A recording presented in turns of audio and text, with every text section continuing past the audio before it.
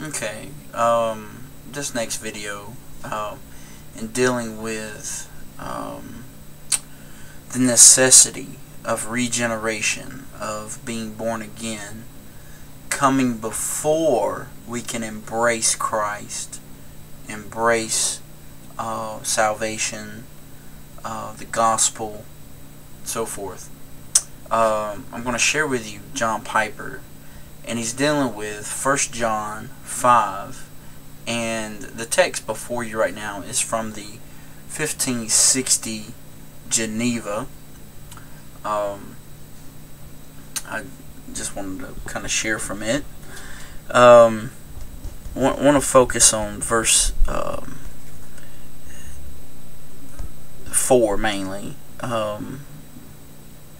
4 and 5, but so as you can see here, for all that is born of God overcometh the world, and this is the victory that overcometh the world, even our faith.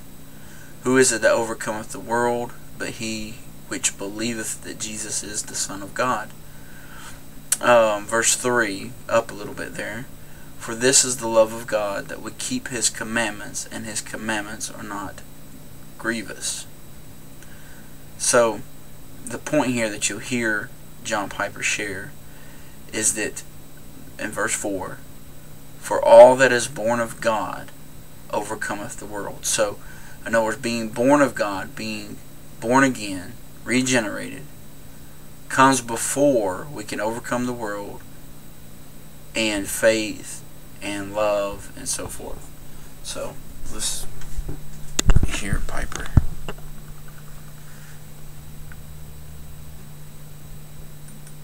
It's the stuff you have. You're really glad you got it. So either way, that's the pattern I see. Either way, the unregenerate heart is an idol factory, and it is idolatrous for what it doesn't have, and it's idolatrous for what it does have. Pride in this, craving for this. That's what's got to be conquered. And chapter 5, verse 4 says, for everyone born of God conquers that. That's what the new birth does. That's what the new birth does. So what's the solution? How does the new birth do that? That's link number 3. So link number 1 is loving God means loving people without a sense of, oh, I hate loving people. I wish I didn't have to love people. It's so burdensome to love people. I just would like to do something else besides loving people. That's not the way the newborn person talks. Rather, it is not burdensome to do this. That's link 1. Link 2 is, how does that happen?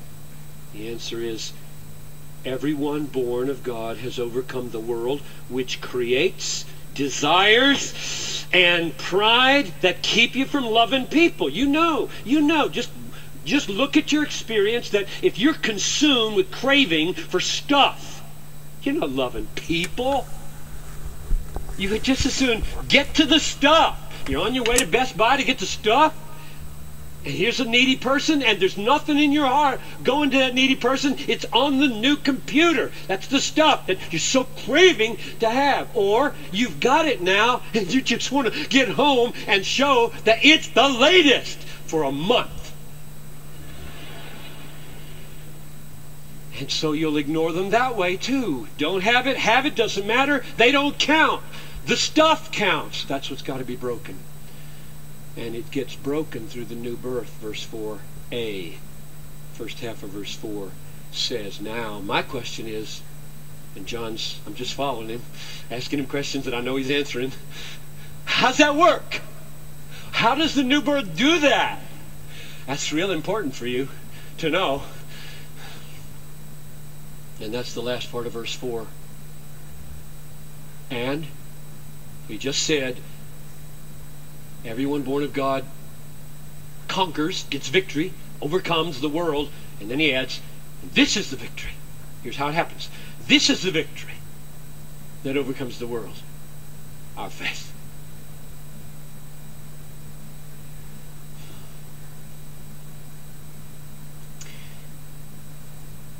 Faith overcomes the world. Faith is of such a nature that the root of cravings severed. Faith is of such a nature that the root of pride severed. So you got to ask, what's faith that it does that? Because a lot of you have a really, really mechanical notion of faith. Like believe a fact here or there. I'll tell you, in the Bible, faith is powerful, alive, massively significant and influential in life. It is not a little sentence that you sign off on or affirm from a doctrinal statement alone. It is so powerful. It is the victory that overcomes these incredible forces surrounding us in this 21st century world. How does it work? The most immediate effect of the new birth is that life is created in a dead heart. Spiritually, we were spiritually dead. We loved stuff. We didn't love God. We loved stuff. We didn't love people. We were dead. We were completely circulating in the sphere of this world and operating according to its desires. And then the new birth comes on the wings of the gospel and the Spirit, and it touches, remember, and life happens. And the first mark of this life in the heart is it sees the world differently. It was blind. You can say it was dead, or you can say it was blind. And you can say a lot of other things about it, but let's just say dead and blind. And when the life is given, sight is given. And the cross looks different, sin looks different, the brooch looks different, everything looks different, and immediately, with no lapse of time, the born-again heart receives Christ.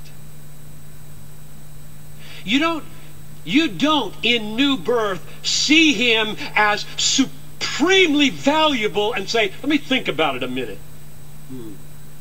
You don't do that. You don't. That's not what the new birth does.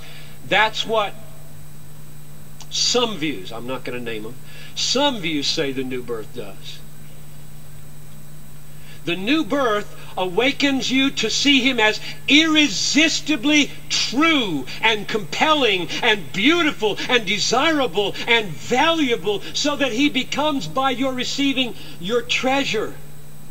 That's what the new birth awakens, and that is faith.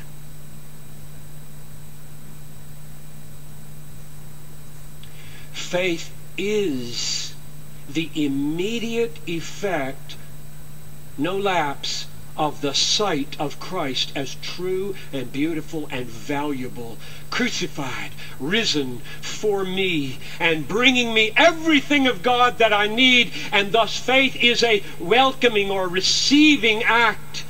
It sees and receives instantly. That's what faith does, and that's what's created by the new birth. Faith thus conquers the desire of the eyes and the desire of the flesh. You are no longer in bondage. It is broken. It is decisively severed. The root is severed. The branch that went up from the root may have a little bit of life left before the berries of lust drop off, but the root is severed. We'll come back to that next time. And that's what happens in the new birth. That's why the new birth yields faith and love for people.